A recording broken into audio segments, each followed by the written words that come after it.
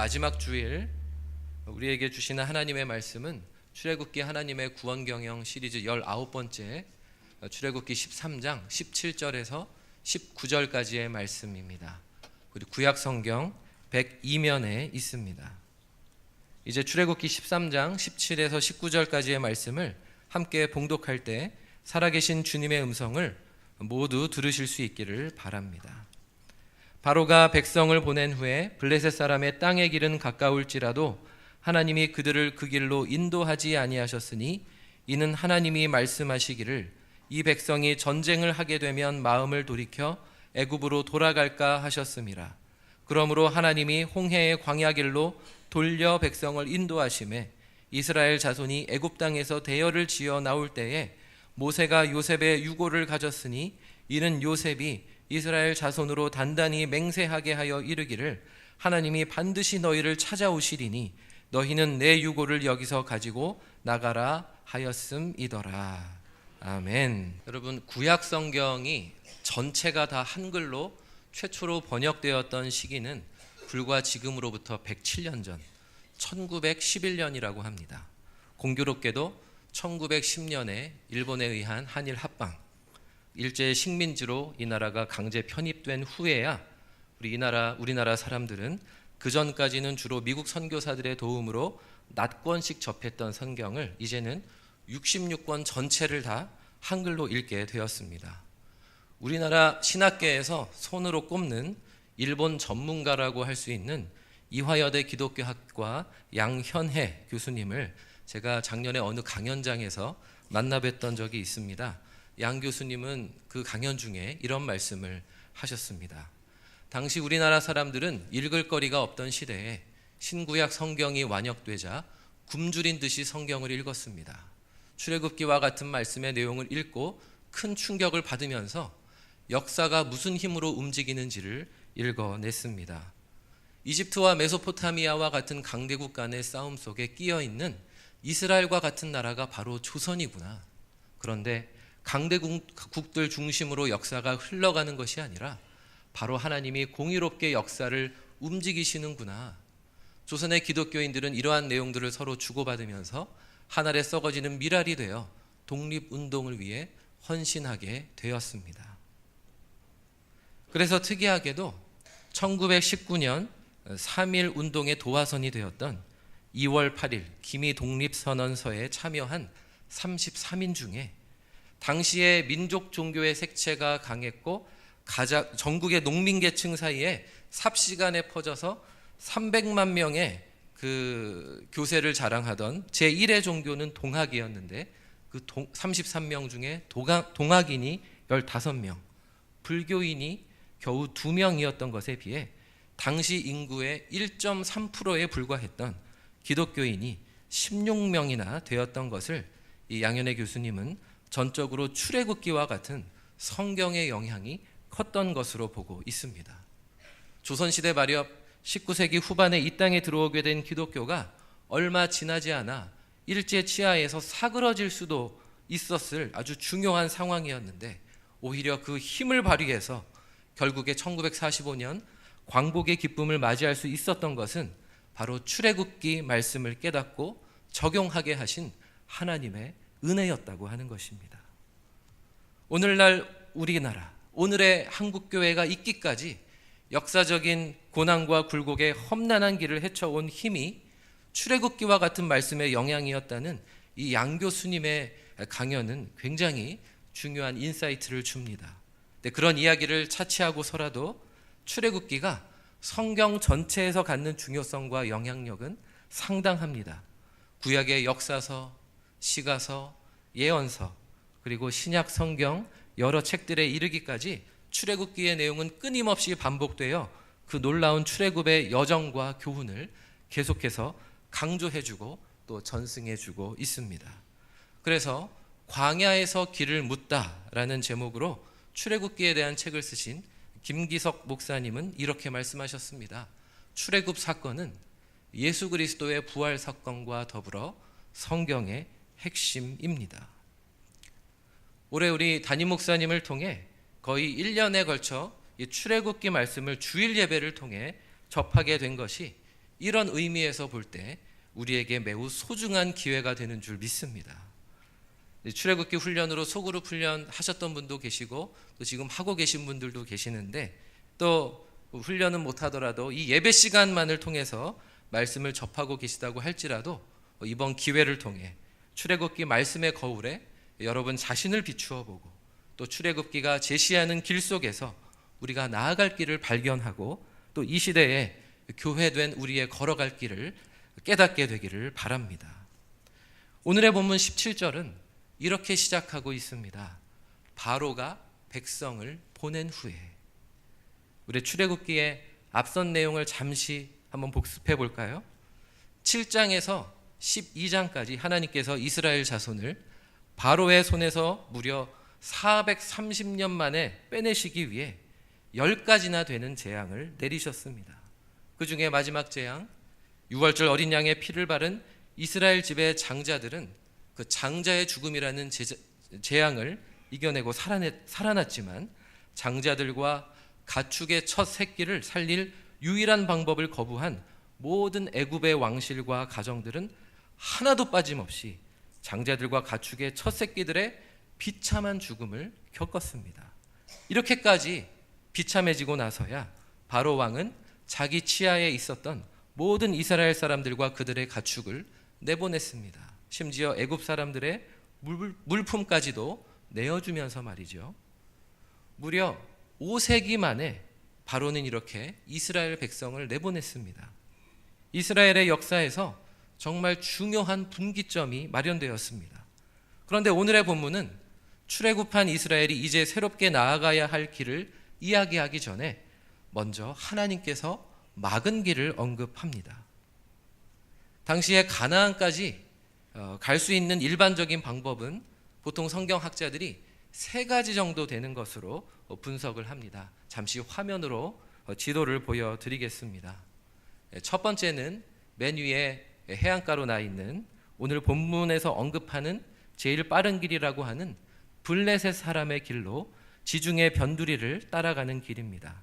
두 번째는 이제 또 색깔로 경로 표시가 나왔는데요. 고센 지방에서 수르 광야 중심부를 통과해 가나안의 남부 중앙으로 가는 길이 있다고 합니다. 그리고 세 번째는 온이라는 지방을 떠나서 수에즈만 북단을 거쳐서 시나이 반도 중앙부를 통과해 아카바만으로 직행하는 길이 있다고 합니다. 이 중에 제일 빠른 길이 분명히 있습니다. 맨 첫 번째 길. 그런데 하나님은 그 길로는 인도하지 않으셨다고 합니다. 그 대신에 성경은 훨씬 멀리 돌아가는 길, 제가 방금 언급한 보여드린 3가지에는 아예 나오지도 않는 길로 돌려 인도하셨다고 합니다. 그것이 바로 홍해의 광야길입니다. 그 당시에나 후대에나 사람들이 예측할 수 있는 여정에는 답이 없었습니다. 그런데 이렇게 예측 불가능한 의외의 답은 어떻게 알 수 있었을까요? 오늘 말씀의 행간에 그 답이 있습니다. 하나님이 그들을 그 길로 인도하지 아니하셨으니 이는 하나님이 말씀하시기를. 하나님이 인도하지 않음을 알고 하나님이 하시는 말씀을 듣는 것, 무엇입니까? 네, 그렇습니다. 기도인 것입니다. 하나님께 기도하니 하나님이 NO라고 답하시고 또 하나님의 뜻을 보여주셨던 것입니다. 중요한 순간, 선택해야 할 순간, 어찌 보면 가장 가까운 길이 너무 명확했기 때문에 기도하지 않고도 선택할 수 있을 법한 그 순간에 지도자 모세가 하나님 앞에 엎드렸던 것입니다. 그래서 사람들의 상식과 예측을 훌쩍 뛰어넘는 응답을 받았습니다. 우리 사랑하는 성도 여러분, 오늘날 우리는 과연 어떻습니까? 수많은 선택의 기로에서 정말 먼저 기도하여 응답받고 움직이고 계십니까? 왜 자녀를 학원에 안 보내냐라는 말을 누군가로부터 들어서 학원에 보내고, 당연히 유학 보내야지 라는 말이 그럴듯하게 들려서 유학 보낼 계획과 준비를 다 해놓고 나서 혹시 기도하시지는 않았습니까? 빚을 내서라도 그런 사업이라면 당연히 해야지, 그 정도 집과 땅은 당연히 다 사놓고 봐야지 라는 판단을 기도하지 않고 이미 다 내려놓고 나서 하나님 왜 이렇게 어려워만 지는 겁니까?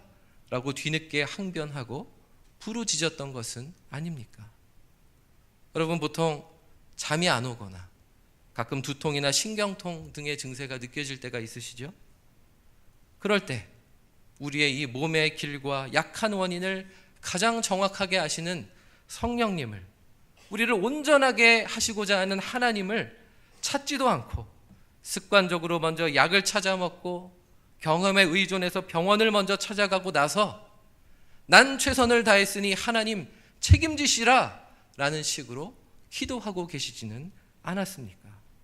여러분, 우리는 정말 습관적이고 일상적인 불신앙으로부터 돌이켜야 합니다. 그런데 돌이키기가 정말 어렵습니다. 기도하지 않고 결정하고, 기도하지 않고 실행부터 하고, 이미 내가 하고 싶은 선택 다 해놓고 나서 뒤처리를 하나님께 부탁하는 식의 기도에 훨씬 익숙한 것이 우리이기 때문입니다. 그런데 선택하기 전에 기도부터 하는 지도자 모세에게 하나님께서는 매우 구체적으로 하나님의 마음을 이렇게 드러내셨습니다. 이 백성이 전쟁을 하게 되면 마음을 바꾸어서 이집트로 되돌아가지 않을까? 사랑하는 여러분, 기도는 이와 같이 하나님의 마음을 듣는 것입니다. 하나님이 과연 오늘날에도 구체적으로 말씀하시냐고요? 네, 우리가 권한을 철저히 하나님께 위임해서 오직 하나님이 원하시는 방법을 구하며 간절히 나아갈 때 하나님은 분명 우리에게 말씀하시는 하나님이십니다. 저는 제 육신의 아버님, 제 육신의 아버지가 늘 무뚝뚝하고 좀처럼 말이 없이 주로 어릴 때 저에게 보이는 모습은 집안에서, 특히 거실에서 바둑을 두시거나 아니면 소파에 누워 주무시는 모습만 보여주셔서 참 어릴 때 답답하다고 생각하는 그런 시절을 보냈습니다. 제가 교회에 가는 것이 못 믿어와서 못마땅해서 아예 등 돌리고 저를 상대도 안 하셨던 저의 고등학교 2학년, 3학년 시절도 길었습니다. 그런데 저도 모르는 사이에 저를 향한 마음을, 판단을 바꾸셔서 저를 신뢰하기로 혼자 작정하신 후에는 갑자기 저에게 여러 가지 말을 걸어 오셨습니다. 제가 대입 재수생이던 시절 여름의 어느 주일에 갑자기 현관으로 나오셔서 교회 가려는 저를 무려 한 1년 6, 7개월 만에 배웅하면서 따뜻하게 한마디를 건네셨던 그날을 저는 잊을 수가 없습니다. 제가 또 대학생 시절에는 아버지 당신의 대학생 시절의 모습과는 달리 술에 취해 귀가하는 법이 없는, 멋대가리 없는 아들이라고 놀리시는 것 같다가도 신앙생활을 하며 건실하게 사는 아들이 그래도 믿어오셨는지 온갖 집안일을 저와 상의하기 시작하셨고, 또 어떤 경우에는 아예 저한테 네가 기도하는 사람이니 네가 결정해라 라고 하시던 때도 있었습니다. 저는 그전까지는 제 아버지가 늘 자신 안에 갇혀있는 약한 분, 이기적인 분, 또 적어도 술을 드시지 않으면 말을 잘 할 줄 모르는 무능한 분으로 오해했었습니다. 그러나 실상은 그렇지가 않았던 것입니다. 당시에 전혀 몰랐지만 제가 학생 때 교회에 가는 주일에 아들이 교회에 가서 도대체 어떤 시간을 보내는가가 궁금하셔서 저 몰래, 제가 가는 교회 말고 집 근처 교회에 가서 혼자 예배에 참석하셨다는 말씀을 무려 20몇 년 만에, 최근에 몇 년 전에야 들려주신 일이 있습니다. 깜짝 놀랐습니다. 신앙이 없었던 아버지가 신앙생활을 하는 아들을 이해하고자 몰래 예배에 참석하셨는데, 다행히 하나님의 말씀이 잘 들려오는 교회를 가셔서 목사님의 말씀에 감화를 받으셨기 때문에 저를 향해서도 신뢰하게 되셨노라라고 말씀하셨습니다. 심지어 이렇게 육신의 아버지도 마음이 열리면 자신과 참 많이 다른 삶을 살아서 이해하기 어려운 아들에게도 이렇게 마음을 열어 구체적으로 말씀하시고 부탁하시고 표현을 하시거늘 하물며 하나님 아버지께서는 훨씬 더 세밀하게 때에 맞춰서 우리에게 말씀하시지 않겠습니까? 하나님이 이때 이스라엘에게 가나안으로 가는 제일 가까운 길을 왜 막으셨다고요? 가장 가까운 해안길은 전쟁에 능한 블레셋 사람들이 거주하는 길이기 때문입니다. 그래서 그 길로 가면 전쟁을 피할 수가 없습니다. 그들과의 전쟁의 상황을 하나님께서 미리 예측해 보건대 이스라엘이 매우 어려워질 것이 뻔하다라고 보셨기 때문입니다. 이스라엘은 차라리 과거 애굽에서 살던 때로 다시 돌아가는 게 낫겠다는 식의 탄식을 분명히 내뱉게 될 것이라고 보셨습니다. 이후에 출애굽기 14장에 보면 홍해의 광야길로 가던 중에 그들을 분명히 놓아주었던 바로와 그 군대가 그들을 놓아준 지 얼마나 됐다고 다시 쫓아오는 장면이 묘사가 되고 있습니다. 이때 다시 원망하며 항의하는 백성들을 보시기 바랍니다. 그들이 또 모세에게 이르되 애굽에 매장지가 없어서 당신이 우리를 이끌어내어 이 광야에서 죽게 하느냐? 어찌하여 당신이 우리를 애굽에서 이끌어내어 우리에게 이같이 하느냐? 우리가 애굽에서 당신에게 이른 말이 우리를 내버려 두라. 우리가 애굽 사람을 섬길 것이라 하지 아니하더냐? 애굽 사람을 섬기는 것이 광야에서 죽는 것보다 낫겠노라. 다시 애굽의 왕과 군대들이 쫓아오니 오랜 기간 길들여져 끊어내기 어려운 노예 근성이 이들의 눈을 가립니다. 이들은 너무나 두려운 마음에 지도자를 탓하며 온갖 불평을 쏟아 놓습니다. 출애굽기와 평행되는 내용이 많이 등장하는 민수기에 보면 이렇게 노예 근성에 사로잡혀 원망 잘하는 백성들에 대해 하나님께서 모세에게 이렇게 말씀하십니다. 우리 다 같이 한번 읽어볼까요? 여호와께서 모세에게 이르시되 이 백성이 어느 때까지 나를 멸시하겠느냐? 내가 그들 중에 많은 이적을 행하였으니 어느 때까지 나를 믿지 않겠느냐? 이스라엘을 가장 잘 아시는 분의 판단과 선택을 따라 이렇게 길을 걸어가도 사람들이 금방 하나님을 잊고 불신앙의 습성으로 되돌아가겠다고 합니다.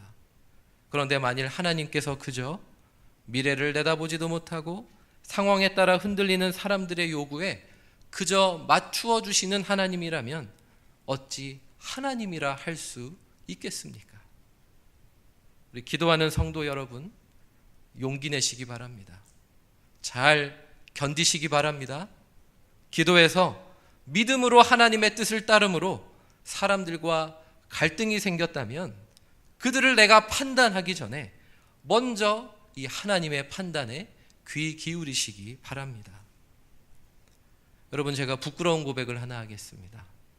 저는 개를 무서워합니다. 저는 개에 대한 트라우마가 있습니다.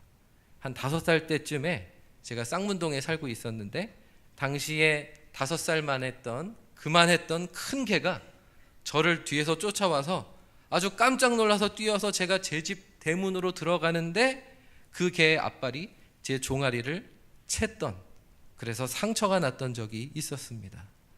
그래서 저는 한동안 가는 길에 개가 있으면 그 길을 아예 가지를 못했습니다.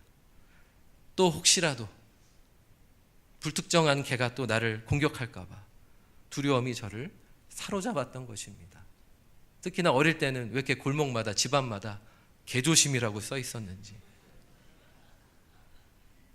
이렇게 스스로 먼저 겁을 내도 가고 싶은 길을 못 가고 길을 돌아가게 되는데 우리의 모든 상황과 우리의 성품을 아시는 하나님께서 미리 내다보시고 돌려 인도해 주신다.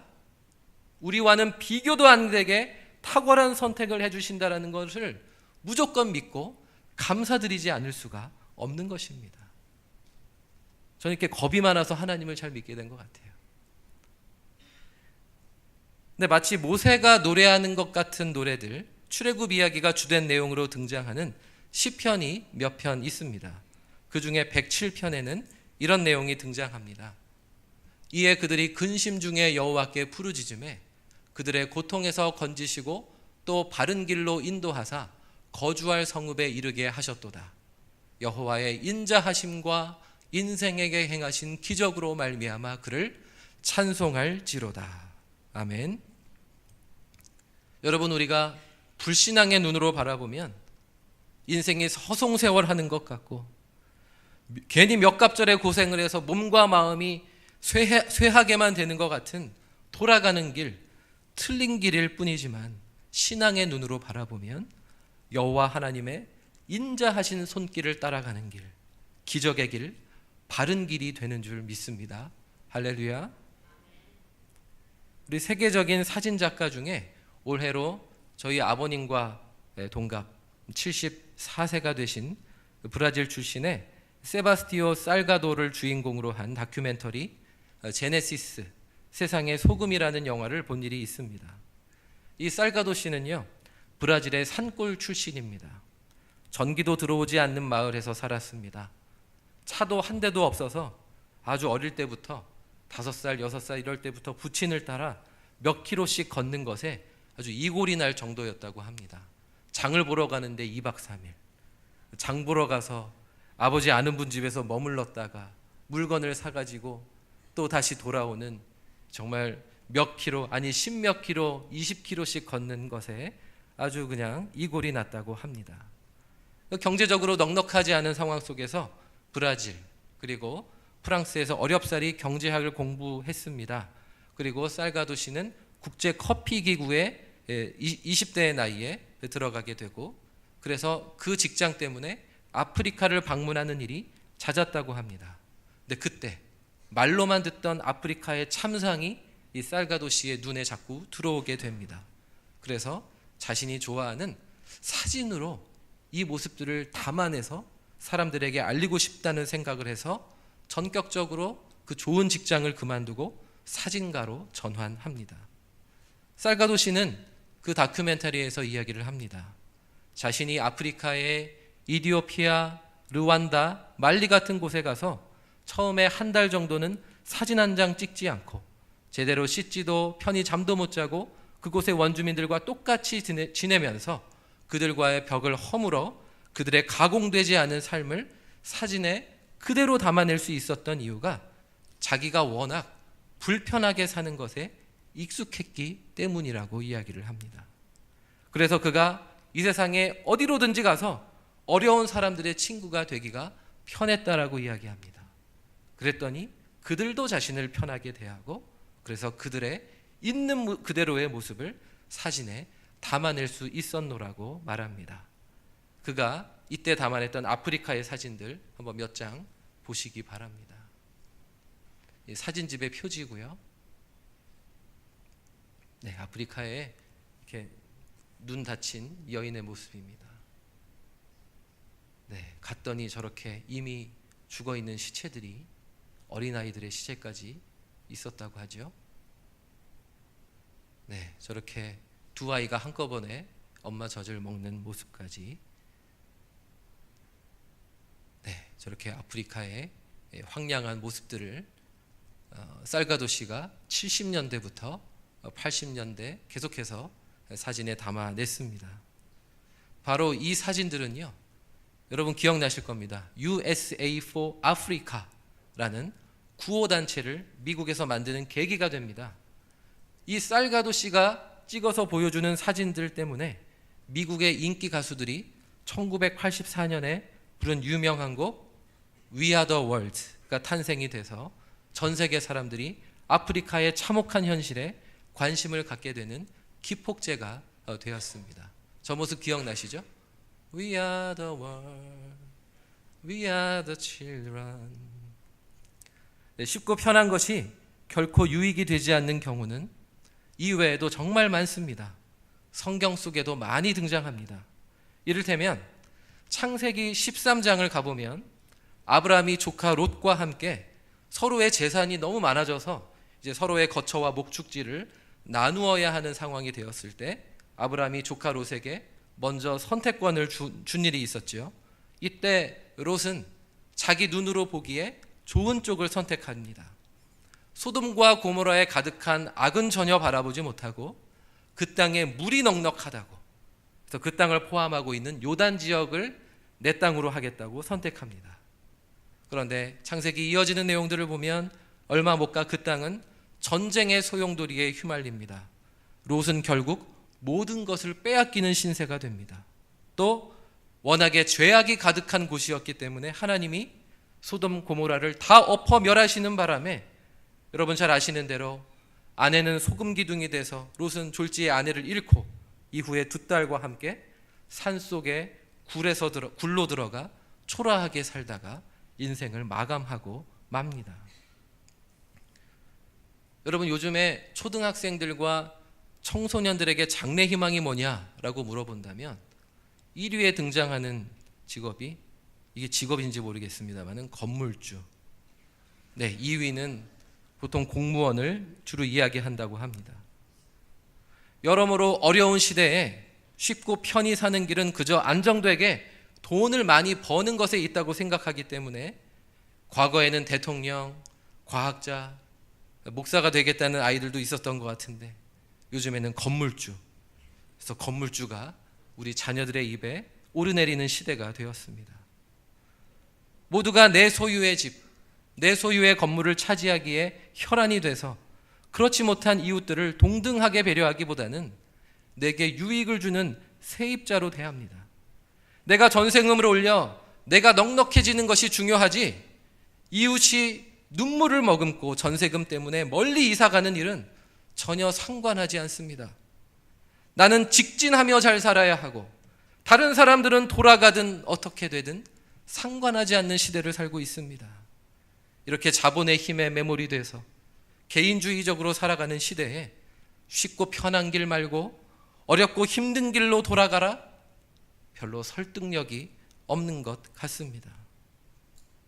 혹시 오늘도 하나님을 예배하러 나왔으면서도 내 눈앞에 이득과 편안함에 초점을 맞추면서 광야의 길로 돌아가라는 하나님의 인도하심은 무시한 채 최대한 가까운 길로 가게 해달라고 구하려고 이 자리에 와 있는 분들은 혹시 안 계십니까? 여러분, 하나님과 갈등 관계가 되는 것이 우리 인생의 가장 큰 손해인 줄 믿습니다. 우리 자신의 조급하고 이기적인 요청을 스스로 거절하고 또 세상의 빠른 속도를 뒤로하고 철저히 하나님께 초점을 맞추어 보시기 바랍니다. 잠잠히 하나님 앞에 다가서시기 바랍니다. 바로 이것이 예배이고 기도인 것입니다.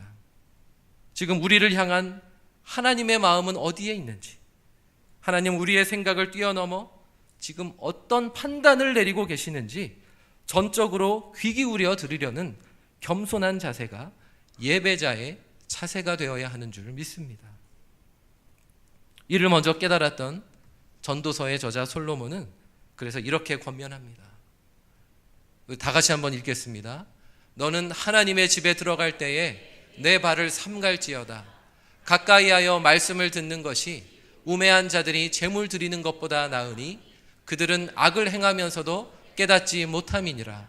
너는 하나님 앞에서 함부로 입을 열지 말며 급한 마음으로 말을 내지 말라. 하나님은 하늘에 계시고 너는 땅에 있음이니라. 그런즉 마땅히 말을 적게 할 것이라. 아멘.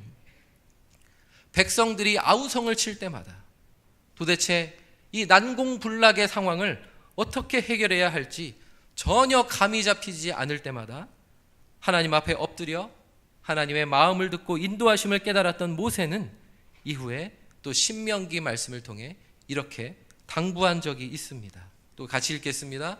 내 하나님 여호와께서 이 40년 동안에 내게 광야길을 걷게 하신 것을 기억하라.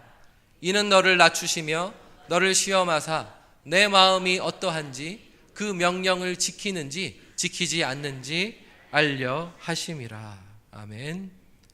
왜 우리의 인생길을 돌려 인도하고 계신지 여러분 분명히 깨달으시기를 바랍니다.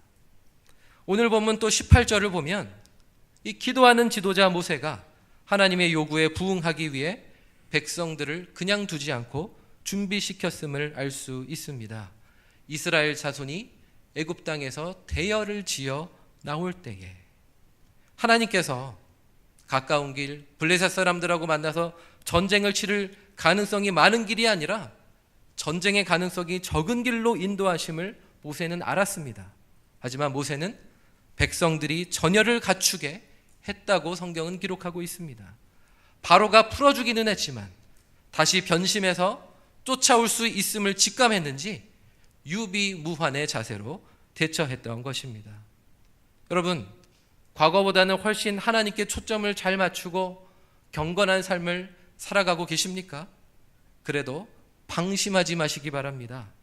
사탄은 우는 사자처럼 우리를 삼킬 기회를 지금도 누리고 있음을 잊지 마시기 바랍니다. 여러분, 깨어 있어야 하나님께서 주신 돌아가는 길 잘 갈 수가 있는 것입니다. 여러분, 마지막으로 모세는 오늘의 본문의 19절에서 깨어있는 지도자로서의 면모를 한 번 더 보여줍니다. 창세기에서 나오는 요셉의 유언을 모세는 기억합니다. 그리고 그 요셉의 유언이 출애굽을 할 때 반드시 실행해야 할 내용임을 잘 인지하고 있었습니다. 그래서 요셉은 자신의 죽음이 후손들을 향한 메시지, 즉 출애굽의 메시지가 되기를 바라면서 이렇게 유언했던 적이 있습니다.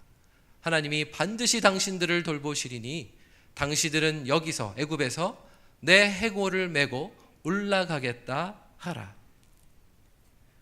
모세로부터 이 요셉의 유언의 중요성을 잘 배웠던 여호수아는 모세로부터 전달받은 요셉의 유고를 훗날의 여호수아 뒷부분에 보면 세겜으로 이장시켰다라고 합니다. 애굽으로부터 빠져나와 가나안에 도달하는 일이 오래 걸려도 반드시 이루어져야 하는 일임은 이렇게 요셉의 유골이라는 조상신앙의 상징물로 대를 이어 역사교육이 되었던 것입니다. 여러분, 오늘 우리에게도 신앙의 갈 길을 제시해주는 요셉의 유골이 있습니까? 자녀들에게 신앙의 갈 길을 분명히 알려주기 위해 비전을 제시하는 신앙의 어른으로 여러분 살아내고 계십니까? 우리 어렵고 힘들게 돌아가야 하는 인생길이지만 삶과 죽음을 통해 이 신앙의 메시지를 고스란히 전해준 어른들이 있다면 참으로 든든할 것입니다. 제가 아까 설교 초반에 말씀드렸던 그 양현애 교수님은 작년에 그 강연에서 이런 식의 말씀도 덧붙이셨습니다. 굶주린 듯이 성경을 읽어 출애굽기에서 역사의 힘을 깨달은 일제시대 당시 조선의 기독교인들에게는 개인 구원과 사회 구원이 구분되는 것이 아니었습니다. 요즘 한국 교회는 개인 구원과 사회 구원을 구분합니다. 참으로 이상한 일입니다. 모세처럼 또 3.1운동을 이끌었던 소수의 강력한 조선의 기독교인들처럼 역사의식이 살아있다면 개인 구원과 사회 구원은 동전의 양면이지 구분해낼 수 있는 것이 아닙니다. 여러분, 우리 개인과 교회만 잘 되는 구원이 아니라 마땅히 출애굽해야 할 각종 매여있는 상황들, 매여있는 죄악으로부터 탈출해야 할, 자유를 얻어야 할 이 사회의 이웃들, 이 시대의 동족들, 그리고 열방의 구원을 이룰 때까지 우리가 이 시대적인 광야의 길을 잘 걸어가야 할 줄 믿습니다. 여러분, 오래 걸리더라도 하나님의 인도하심을 확신하며 묵묵히 걸어가야 할 것입니다. 요즘에 우리가 좀 깜짝 놀라는 뉴스들이 계속 있었죠. 남북 정상회담이 이루어져서 뭐가 잘 되는가 싶었더니 또 미국 대통령이 또 회담을 취소했다가 또 다시 한다고 했다가 또 우리 어제 제가 설교 준비하면서 보니까 우리 문재인 대통령과 김정은 위원장이 또 어제 또 2차 회담을 하는 아주 상황이 급박하게 돌아가고 있습니다. 휴전된 지 66년이 되었습니다. 아직도 정말 이 휴전의 상황이 해결되지 않으니 우리 특히 어르신들은 많이 참 마음이 힘드신 분들도 많이 계실 것입니다. 지금까지 잘 돌아왔습니다. 이 우리 민족의 이 나라의 돌아갈 길을 또 이 말씀 가운데 발견하며 또 우리가 신앙의 유산을 물려주며 또 우리의 성도들, 자녀들, 다음 세대를 함께 무장시켜서 함께 걸어가는 오늘이 될 수 있기를 주님의 이름으로 축원합니다. 그들에게 요셉의 유골과 같은 실물, 내 삶과 죽음으로 투영해 보여주어야 할 어른다운 비전을 제시해주며 함께 걸어가야 함을 잊지 않는 저와 여러분이 되기를 주님의 이름으로 축원합니다.